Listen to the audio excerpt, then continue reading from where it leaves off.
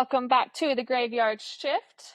We are your hosts, Josh and Missy Graves, and we're back here to yap about sports and other things, probably too. Yep. All the top hitting topics. Top hitting topics. Yep. Nailed it. Anyway, it's been a week. I think the highlight of my week is my delusion that I can crochet we're going on vacation, and I decided I was looking for a swimsuit, beach cover-ups to be all cute and girly pop, and I just decided, you know what, I could make this. So I'm crocheting one. I've never crocheted before. But I'm doing it.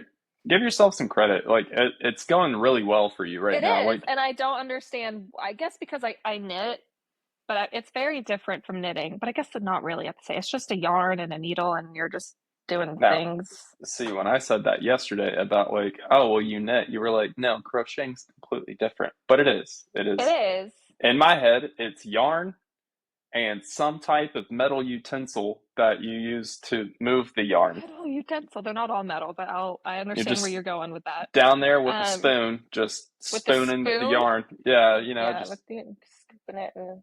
I feel like a fork might be better. A fork? Yeah, you should try knitting with a fork. No.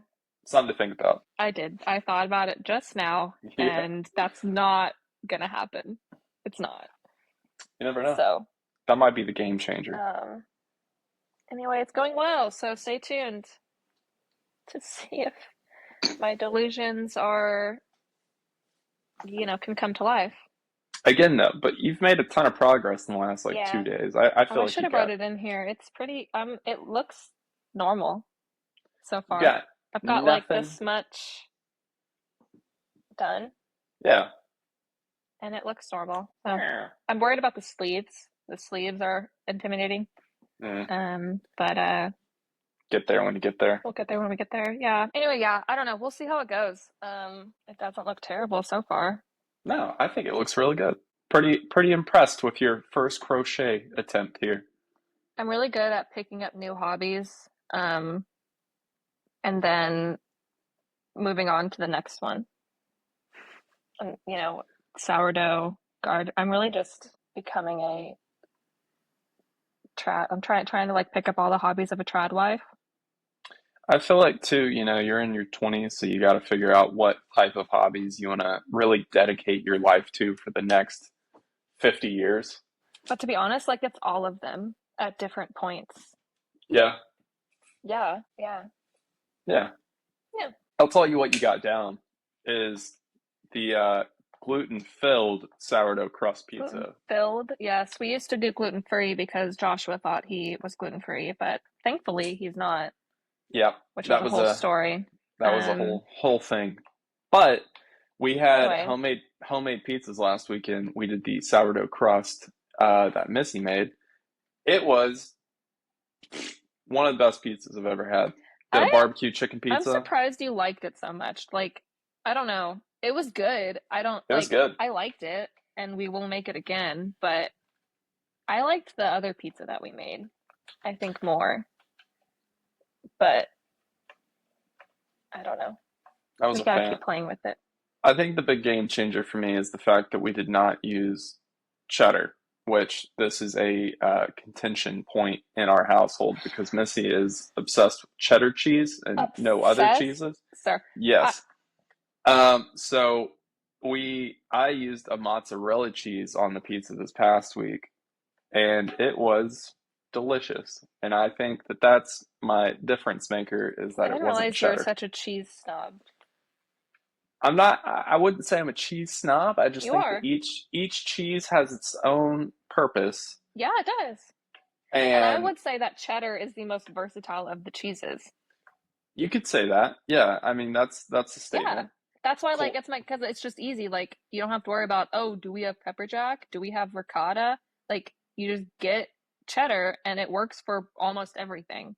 Yes, but if you went to Domino's, are they using cheddar cheese as the cheese on the pizza? Probably a blend that contains cheddar. No?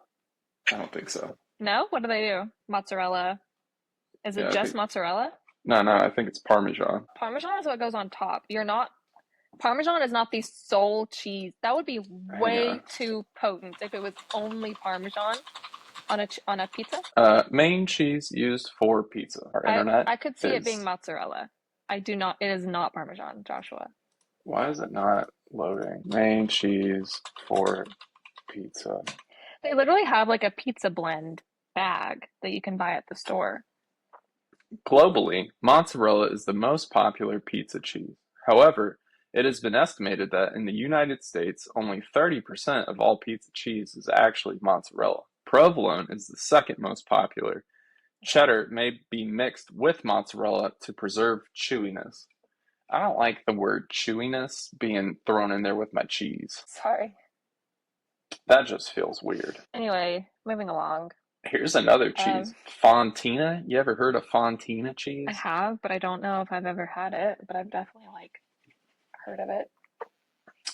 Let's see. Lots of pizzerias use a cheese blend too. Can be any combination of mozzarella, provolone, Parmesan, Romano, cheddar, Fontina, Asiago, Munster. Okay, they're just listing every cheese. Listing all of the cheeses. Like literally every cheese. Okay. All right, so takeaway here for this very important sports talk piece here. Mozzarella, main piece of cheese used on a pizza, followed up by provolone. Cheddar is in there. Yeah. And then what I learned is that any form of cheese can be used on a cheese pizza, which makes sense, but also I don't believe that that's a true statement. I still believe that they're going for a certain cheese each time.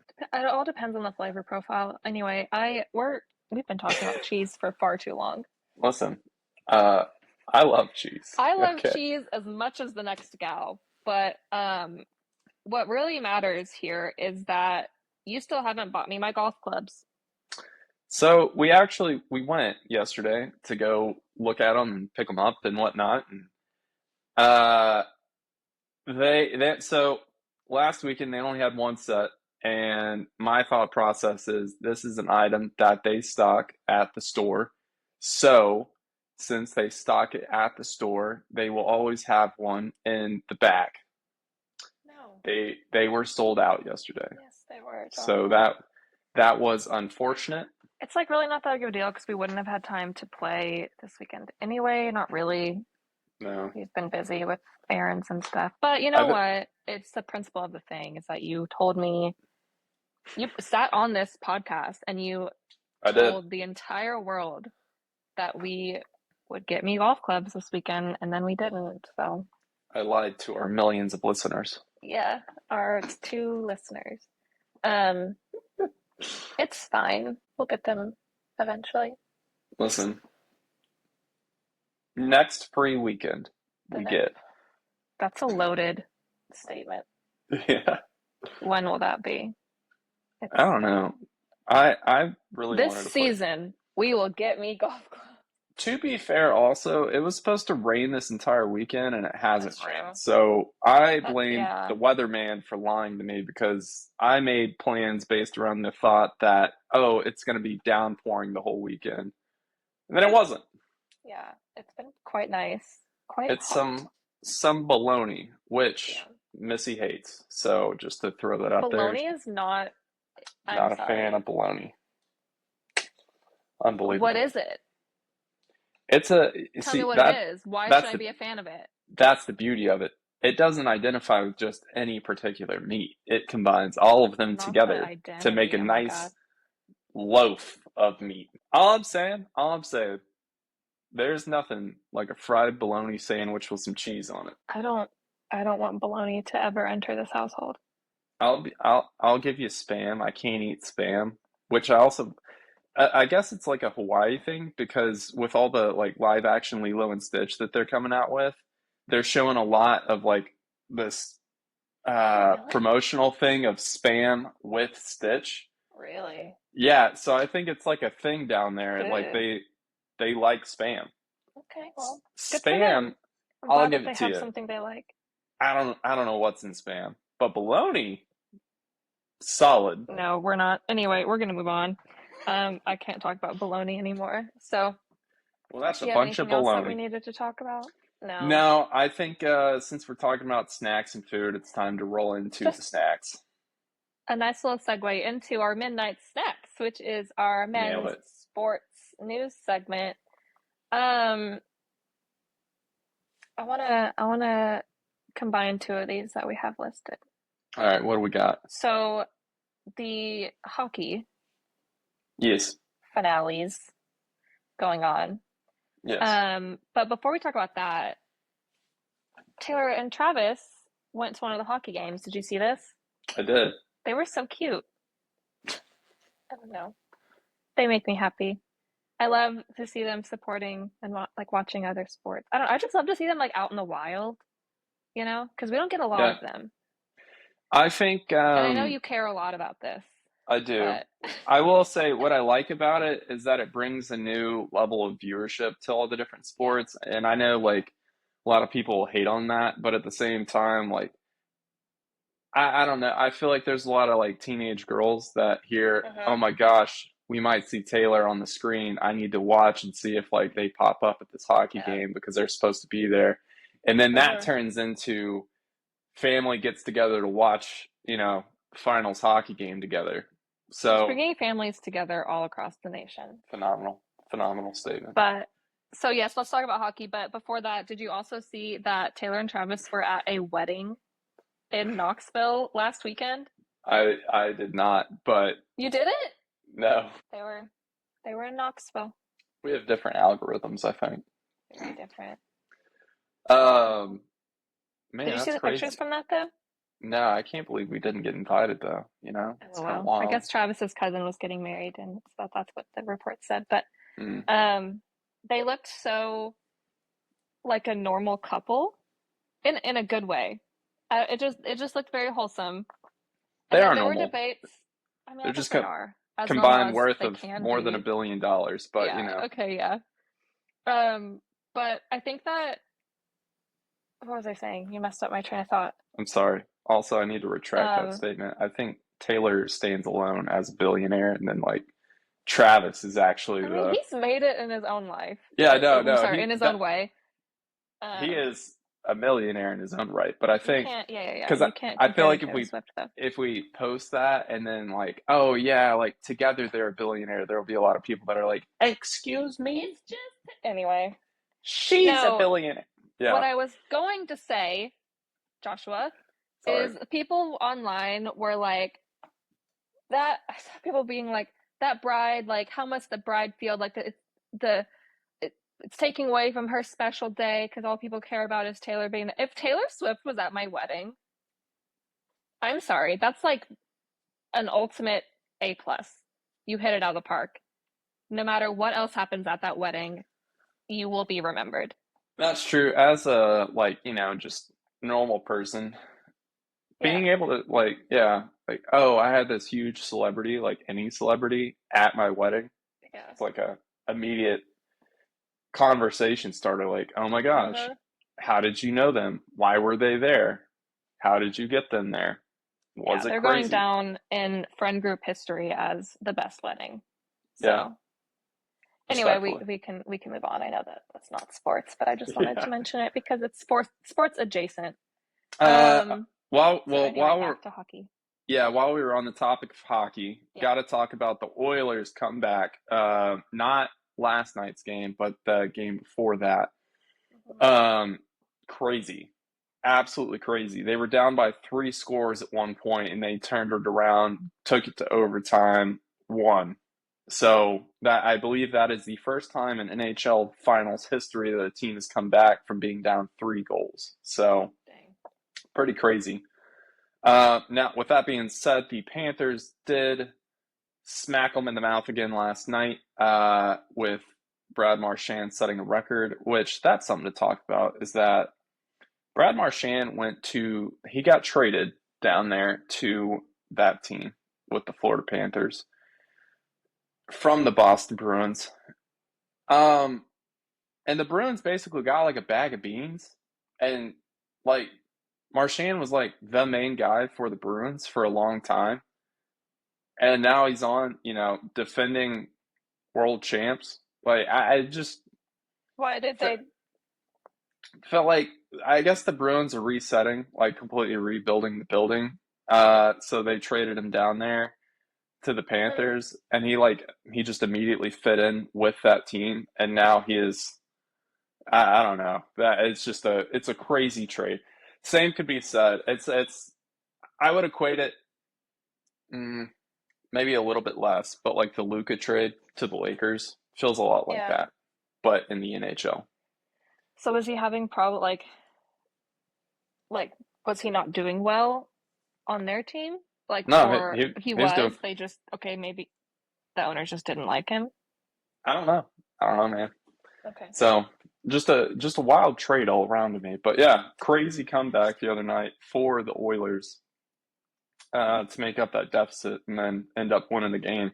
It does kind of feel like when you're watching though, uh, feel like it's gonna be the Panthers series here.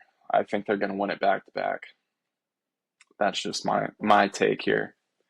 Other news though is you have since we're on the topic of finals here, NBA finals.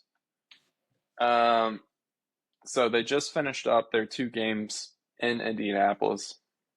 Series is tied after the last game. It is 2-2. Um, Pacers won the first game. Solid showing. They kind of dominated the back half of the game. It was pretty close leading up until the back half, and then that fourth quarter hit, and it kind of looked like OKC just kind of lost some steam. And so Pacers did what Pacers do, where they are, I would argue, the most fit team and in shape team in the NBA, and just wore them down that way. That's a good way to say that because yeah, they have a tendency to come from behind. If Hmm. one thing that I've noticed about them in their finals run is that they are good at coming from behind. That's why I'm so shocked that they lost. What day was it? They lost yesterday. That was just yesterday when they were up for like the whole game. Pacers. Oh, that was 2 days ago. 2 days ago, because they play tonight, I think. Yeah, yeah. So Yeah. they were up the majority of the game on Friday night, I guess. Hmm. Yeah. That's why I'm shocked that they lost that game because I felt for sure, like, because of their track record, that if they had a good lead, they wouldn't be touchable. But I guess I would something agree. happened. But throughout that game, what I noticed, especially in the first half, the commentators who were very much like pro OKC, which is really frustrating. Like, just give us an unbiased commentary here. But throughout the whole first half, they kept talking about like how much extra rest time SGA was spending on the bench. And so I think that's why potentially in that game, game four, he wasn't as exhausted in the fourth Oh, I quarter see. and So they made a comeback. why they were able to make the comeback. Yeah. So something to be said about Okay. that. But Resting their if best player to yeah, come that I back at the mean end. seems a little counterintuitive, right? Like the best way to win is to keep your best player off the court for the first half of the game. But It makes sense though, like in terms of strategy, because you know that the Pacers have this tendency to like pop off at the end. yeah, So like just manage the majority of the game, and then put in yeah. your best player at the end who's And fresh. Pacers easily could have come back and like won that game on Friday, but they had two different times where they went down the court and just didn't hit shots, and then OKC comes the other way. They have to foul to stop the clock. Now they get 2 points. They're really good at shooting free throws at OKC, so instant 2 points. And then next thing you know, Pacers don't even cover the spread. So yeah, tough, tough. But I don't know. We'll see how it goes. OKC doesn't lose back-to-back games, so it made sense that they would win this game based on that type of stat, which I know we'll get into it later. Missy hates these types of stats. That one isn't so bad. That one isn't so bad. So let's go ahead and talk about it because I Okay. have a spicy take for this week, and it's not just this week. Like this is sports in general, but background about me. I have a master's degree in business analytics and an undergrad degree in math. So I'm a nerd, okay? And I'm a data analyst, right? So one thing that really peeves me is all of these random stats that these brought, like, they're showing them on TV and they're just like pulling things out of their butt, like these things that don't make sense. It's like OKC never wins 3 games in a row when it's raining outside, and SGA doesn't start, and they're playing against someone who lost the last game. Like they put together so many things that aren't actually correlated. Yeah, I honestly, obviously, but you get the sentiment. You get the idea. Like it. I get excited every time they read one of these stats off because I just look at you and you look really flustered by it. That one isn't the one that you said they don't lose back to back. That one doesn't make me as upset. That one I can see.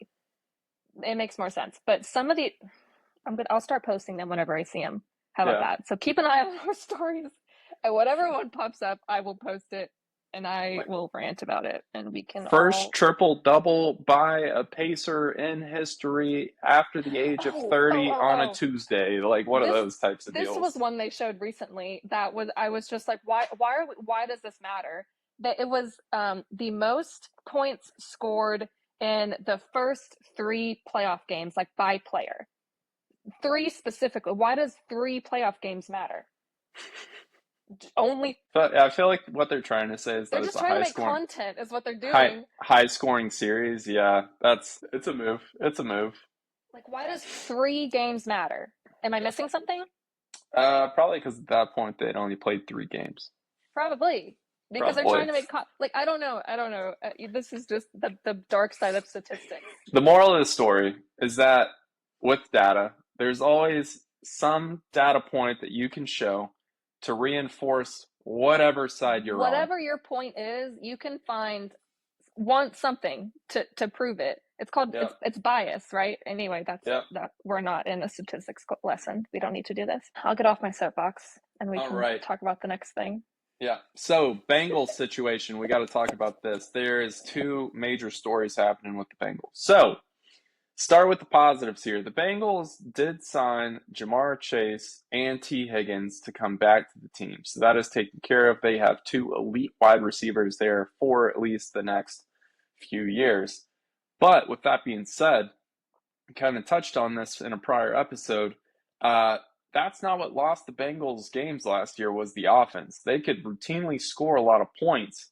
However, they could not stop the other team from scoring a lot of points. So, with that being said, you might be like, if a guy has been the back-to-back sack king in the NFL, as in he has had the most sacks of anybody else in the NFL the last 2 years, and you've watched a lot of edge rushers like TJ Watt's currently going through a deal. That's going to get signed. You got Myles Garrett just signed a deal. You got Max Crosby signed a deal earlier this offseason.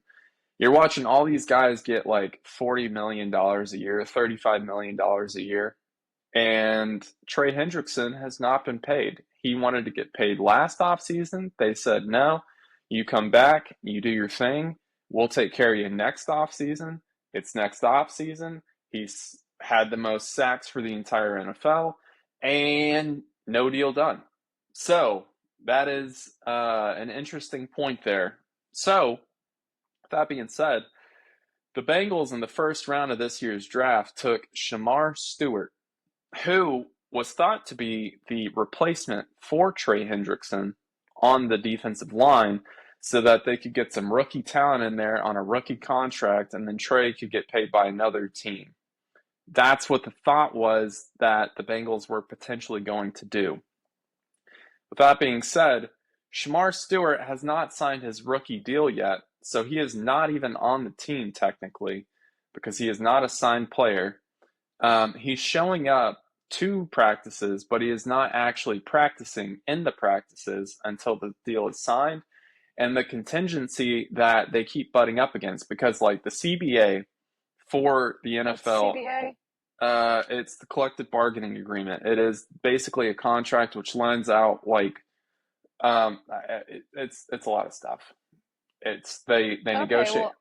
well, It's a contractual agreement which basically outlines, hey, if you are the number one overall draft pick in the NFL, your salary is going to be blank for this many okay. years. If you're the number two, and They they make did the that. rules for what people are paid Yes, and the reason that that happened or is because a minimum. few years ago you had Matthew Stafford come out and get paid more as the number one overall draft pick as a rookie that hadn't proved anything than 10-year vets that were in the league that were the best at their position, just because of how it was all working. So, Okay.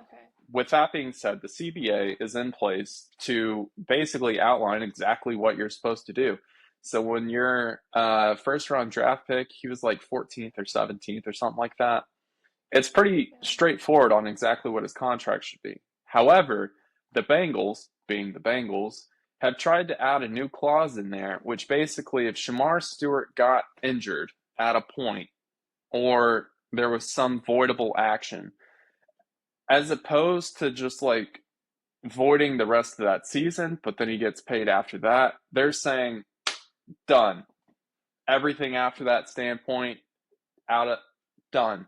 Contracts ripped up. Okay, well, I was gonna say like, okay, so they just can't afford Trey Hendrickson, so they're going for Shemar Stewart, but it sounds like they can't even afford Stewart, or are they just being annoying? No, it's not a money thing. It's them just trying to have more control over the contract, and it has never been included in a rookie contract before. This is the Bengals trying to create their own new clause to add in there.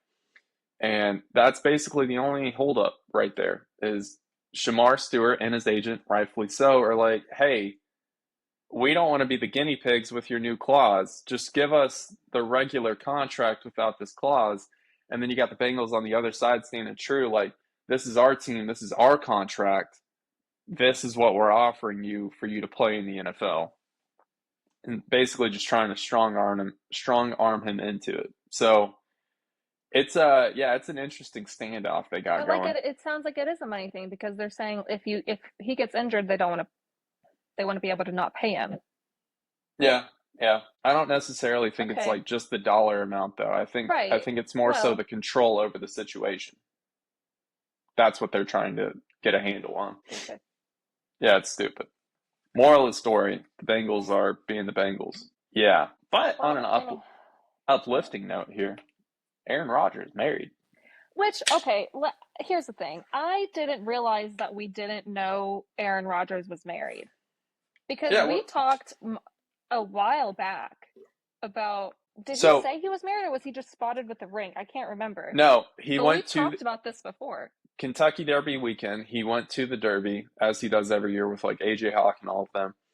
He was wearing a wedding band at the Derby, and there was no explanation to anybody about why is he wearing a wedding band. So AJ was on Pat's show talking about like, yeah, we had some side conversations. That was an immediate question of like, do we know what that's for? So they weren't even really positive. And AJ could have been lying. He could have known the entire time, but he was I'm giving sure the they impression that did. he didn't know. Okay. But then, like a week later, Rodgers wasn't wearing a ring. So then the question was, well, wait, was it just like an Aura ring or something, or was it just something he had I on his didn't, finger? okay. I didn't realize So that that was a serious argument. Like, I yeah, thought we just all had accepted, okay, Aaron Rodgers is married and he just kind of doesn't talk about things like this, so we're just not going to talk like but he's married. Like I thought we all understood what was going on.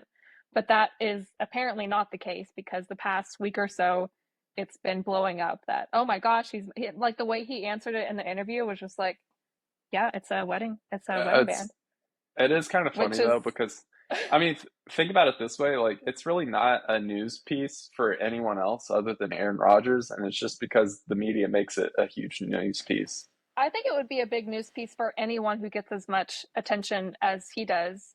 Yeah, I don't know. it's just so funny though, like because a lot of people dislike him and their complaint about him is that he's always like a media person and like wants the attention and everything like that. But and that he was going to request a lot of money, took a $10 million contract, 1 year to play with the Steelers, very cap friendly for them. Wasn't going to be a mentor for Will Howard. Okay, he's at practice. He's mentoring him with each rep. Like, he's actively trying to teach the kids that he can be a good quarterback.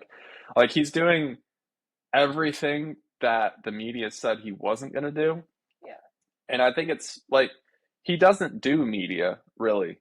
He hasn't done media for his entire career. The first time that like he really started doing it was on Pat's show, and he just likes that because they're straightforward and to the point, bros. But it's hilarious to me that like the media loves to talk about him because he stirs up so much like negativeness from people that it moves the needle. But like, I mean, some people are going to disagree with me here. I don't think he's actively trying to seek out the attention that he gets.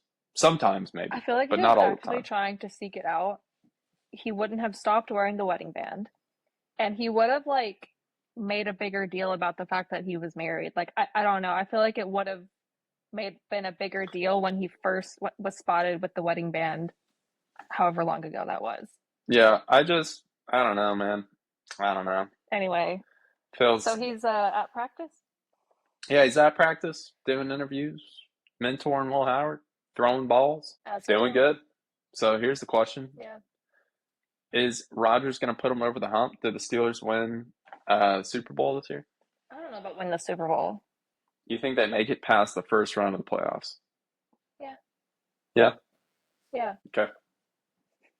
I don't know if they will or not. I had hopes for him when he went to the Jets, and then that went the way it went. So, well, that was a whole situation. It was a whole situation. All right, let's see here. Big news this weekend is the major that's happening. So you got the U.S. Open, and it is doing its job. It is historically the hardest course they will play all year. They intentionally make it extremely difficult. What I do love about it is that anybody can qualify. And by anybody, I mean you have to be extremely good to qualify, but you can qualify. What you're saying is that you have hope. Yeah. You have a chance is what you're saying. What you're saying is there's a chance. But yeah, it is absolutely terrorizing golfers. Rory felt like one of us the other day when he tomahawked one of his irons. So he hit a bad shot and then just immediately overhead launched it. That's what the tomahawk is. He also decided after a tee shot, he was just gonna attack the ground. So yeah, that one's wild to me. Like destroying property. I don't think he intentionally was trying to. I think he didn't realize how close he was to it. I'm gonna give him the benefit of the doubt there, but it's yeah. Yeah. His interview before he started his today's round was, hey, so what's your plan going out there? Finish the round in under 4.5 hours and get out of here. So I think he is defeated. So, but yeah, Bryson DeChambeau, who's also been really good this year at the majors, he got eliminated. He didn't make the cut. So it has been a rough week. And what I thought was a crazy stat was I heard it yesterday, midday. The top 10 golfers in the world were a combined 70 over par yesterday. That is insane. Ouch. Yeah. So they are getting smoked out there. That's tough. So really what I'm going to say, I'm going to really set this segue up here. Those U.S. Open players, what I think they need to do is they need to go up to Omaha to Rocco's Bar and contribute to that Jello shot record because I think they need it. You told me about this literally today. Like I didn't know that it was a thing. So they apparently have a competition at the World Series in Omaha, College World Series, for which team, like fans of the team will buy the most Jello shots. Specifically at Rocco's Bar. That's where the competition's at. I had no idea this was a thing. So maybe I did, because I feel like I remember you said Peyton Manning bought a bunch last year. I feel like I remember hearing about that, but I didn't know it was like a whole thing. Yeah, when you just told to say, me we're the defending champions of it, so. Yeah, but read off the numbers that you read off to me Yeah. earlier. So just again, got to state it. Tennessee did win last year. We did 38,800 shots or something like that. LSU, currently in the lead for this year, they are only at a measly 10,197. However, there's still a lot of time to get that number up because back in 2023, Paul Skeens was on the mound. They took down 68,888 Jello shots during the World Series. Literally They're, like twice, almost twice as many yeah, as what we got last year. do the That math. is They're $5 a shot. That's nearly $350,000 on shots for just LSU. feral. Absolutely feral. That's, I have no words. Yeah. I have The no real words. real winners in this is the bar for selling. Well, for sure. Yeah. Oh my gosh. That's so many Jello shots. That's so much Jello. That is a lot of Jello. A lot of Jello. We'll see. Can they beat it this year? Yeah, we'll see if they can 70,000? take it down. That'd be Still crazy. early. They're doing Still good. time. They beat Arkansas yesterday 4-1, so they are on their way. That's what really matters here. Let's keep tabs on this, on the Jello Yeah. shot count. Oh, for sure. I found a live tracker online, so I'll just Live tracker. stick with that. Yeah. Keep that bookmark open. Yeah. Yeah. Gotta check in on the true competition here, you know? Oh my gosh. That's Yeah. insane. You know what's one thing that we didn't put on here that we should have? That we What? were watching, was it yesterday? Like the Tetris like championship. Oh yeah. What was that? We were watching it was the 2020 World Championship Oh, it for was Tetris. 2020. Yeah. I didn't It know was a that. You just turned it throwback on. I one. was like, okay, this Oh is yeah, I was like intense, man. scrolling through and I found that. Okay, I was so wondering why they were like at home, but I guess let me if it was during COVID, that makes sense that they were here's a doing it virtually. conversation. ESPN the Ocho just shows some crazy sports that you would not expect. Last weekend, I flipped down there and they had a pillow fight national championship or something like that. How do you And win at pillow fighting? they did like 3 or 4 rounds. I couldn't get it to rewind. I caught it at the very end. But yeah, literally like two dudes in a ring with pillows just smacking each other. What's the goal there? Like you're not knocking each other out, right? I don't know, but I mean, the dude that won soaked in sweat. Like they were going at it in there. So there's Don't some want to good have a stuff on the sleepover with Ocho. him. Damn. Yeah, get Okay. knocked out. Yeah. Um, but Anyway, yeah, moral of the story here is that we love all sports. we do.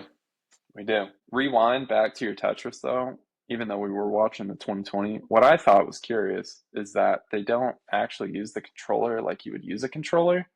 They like have it flipped and they're upside down tapping on it because they can go faster without actually hitting the actual keys.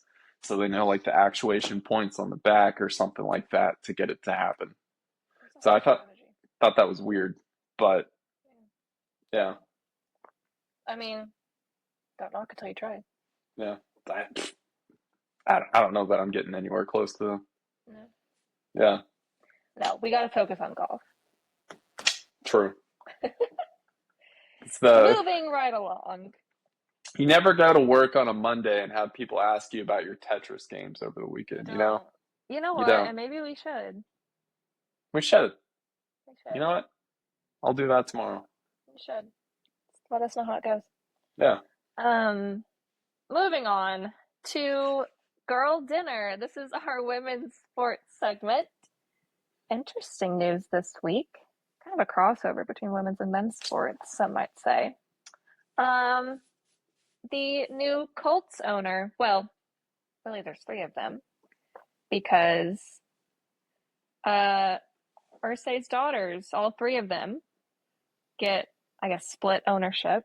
But I think Carly Irsay is the big news story here because she has been on the sidelines of these games for years with the headset on, listening in to the goings-ons.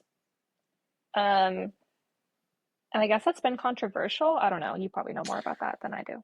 Yeah, she got a lot of flack for it because it is like, is she calling plays? Like, how much control does she have She on how calling the plays. game's She's the head going? coach.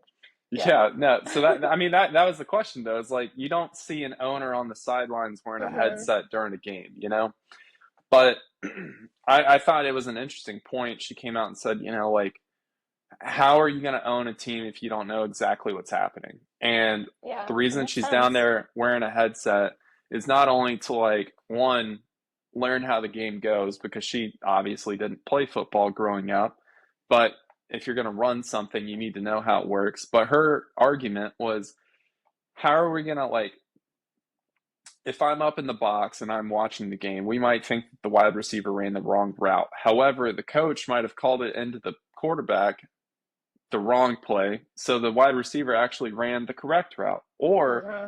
the coach called it correctly, and then the quarterback communicated it incorrectly, and then the wide receiver ran the wrong route because of that. So you can't automatically know that it's the wide receiver's fault. It could have been somebody else. And there's no way to have that level of accountability unless you know exactly what's going on. So I Yeah. I, I respect that. She's trying to be the Fairness best flattened. owner and businesswoman she can be. So Listen, and we are all for women in business over here. As I fix my hair, don't mind me. My do bun is your do flattened, and your that's just updo. so embarrassing. Yeah, this puppy looks really bad. I'm sorry. I thought I looked curly pop cute, but now I'm not sure. You're Um, out of power. listen, we're all for women in business over here. So, Carly, do what you gotta do. I support it. Do I your love to thing. see it. Yeah. True. Do they talk about like, is it all like equal ownership? I think so. I think it just like Yeah. goes down to the kids, Yeah. which is his three daughters. Mm-hmm. Well, cool.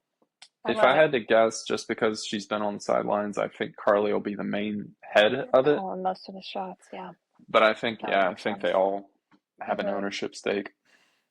Yeah. Well, I will be keeping a close eye on that because girl power, I guess. Yeah. Yeah.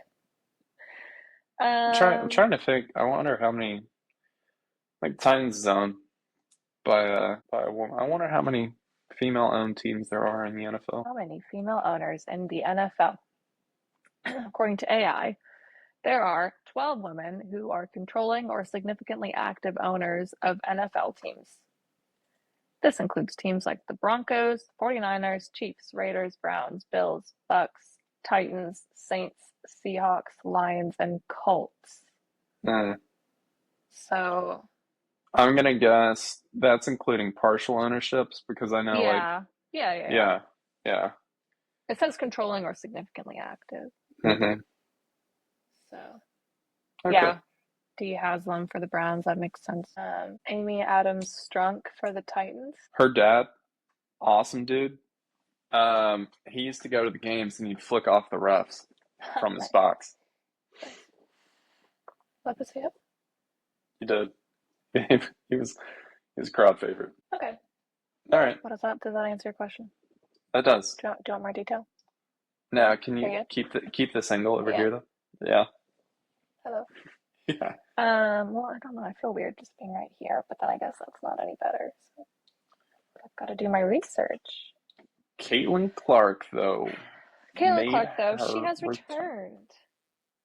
The what would we call her?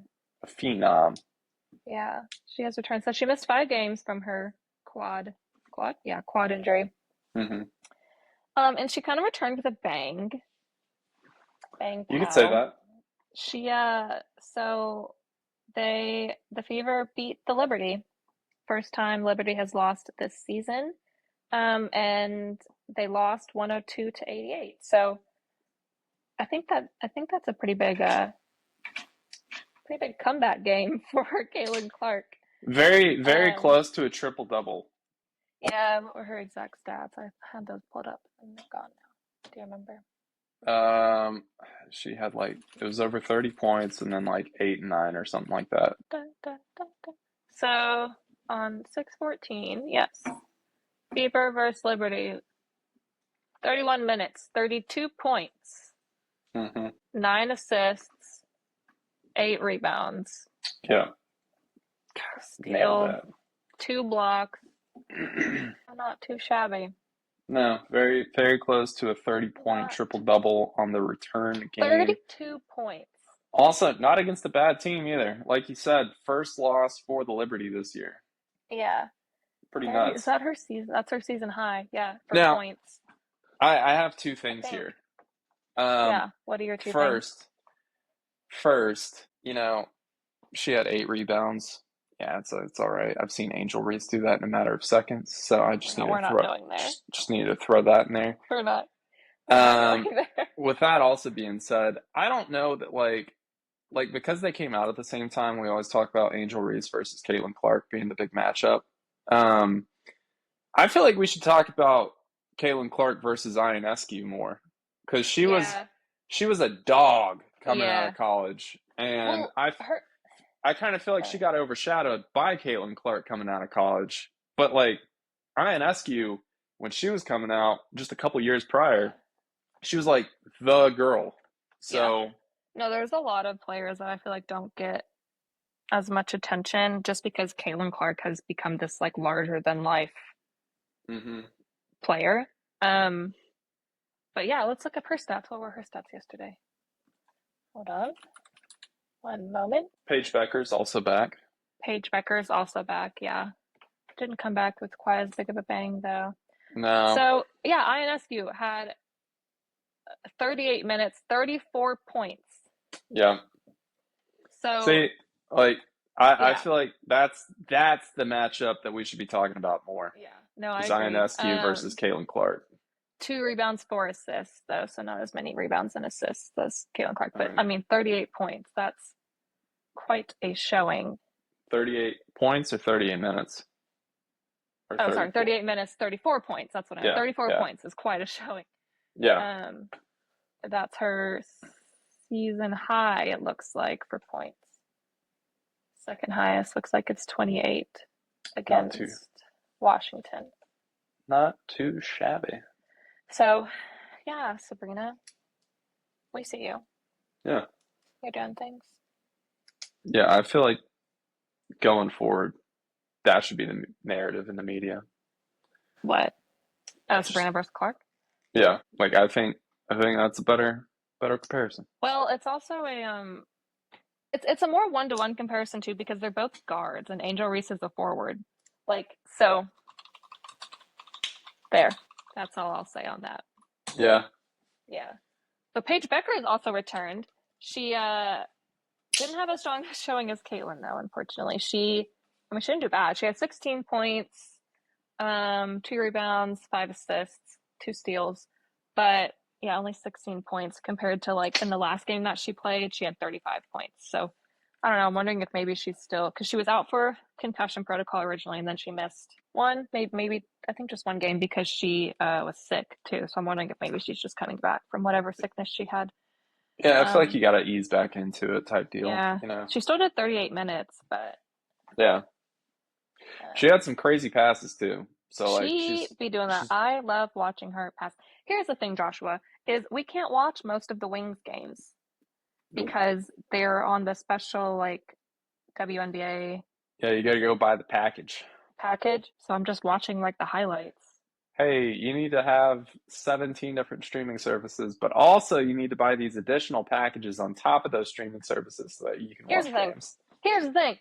I want to support. Here's another spicy take for the week. I want to support women's sports so bad, but we pay for so many subscriptions already. Yeah, it's. I watch all the ones that are on that we can see. Yeah. I think like all the Fever ones are included with our YouTube. We just have YouTube TV, normal YouTube TV, right? I mean, just this morning you were watching the LPGA, so. Yeah, I was watching. Yeah, I want to watch the Wings games. We had a whole conversation about how I'm going to be a Wings fan, and now I can't be a Wings fan because I can't. I mean, I watch the highlight, videos, whatever, but I can't watch the full games. I'm doing my best. You're doing your best. Women, but it's really hard out here with all of the millions of different subscriptions that we have to pay for in this day and age. So that's a conversation we don't have to get into today, but at this point, Are we worse off than before when we had just And we cable? had just, I think so, yes. I think we are. Yes. Yeah. How much, we have everything on demand at any point, right? We can go in and watch anything we want to at any point. But how much are we paying for that? Yeah. You know? Because Yeah. you can watch at any point as long as you're paying the subscription. So you have to have, we've done this to ourselves. Yeah. That's what kills me is like, oh, you want to watch an out of market NFL game? You're gonna need to pay an additional $400 on top of your monthly subscription fee of $90 uh, for just YouTube TV to be able to watch it. And that's capitalism. I mean, it really is, right? Because the reason Yeah. that they do that is because you always have to make more money than you did last year. It's also like And that's America. here's the thing. We're all sheep, you know. We're all playing into it. Very Because we easily have no fix choice. this. Here's the thing. We could easily fix it. We just don't buy it, you know, and then they drop the price on it. We would But that all won't. have to band together to do that. Yeah, that And I won't think happen. that is the problem, is that I don't think enough humans can work together on something like that. Okay, well with that, I have a lot of crocheting to do. So Yeah, we need to go. got to go grocery shop, do some laundry, all the exciting Sunday chores. Yes, yes, yes. Okay, well, thanks if you're still here, which you're probably not. Thanks for watching. We'll see you next Bye. week.